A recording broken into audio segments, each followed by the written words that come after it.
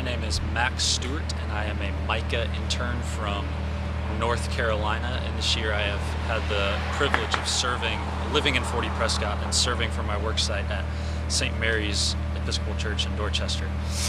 And what I've found this year is that life together is complicated because we are complicated creatures, and the closer we get to one another, the more complicated we become.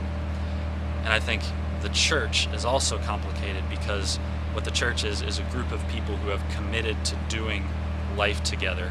And not only that, but we've committed to confronting our complicatedness embodied in the image of the cross.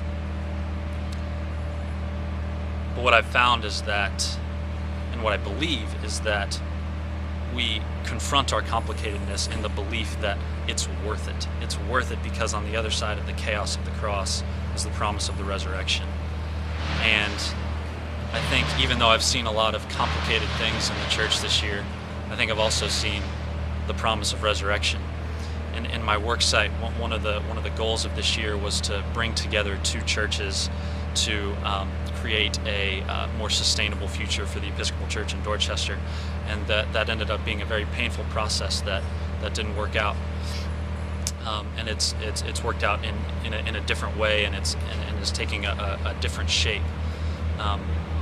But in the midst of all that complicatedness, this past week we just dedicated a brand new playground that we built on the site of one of our parishes this year. And that playground for me has been the image of resurrection in the midst of complicated issues.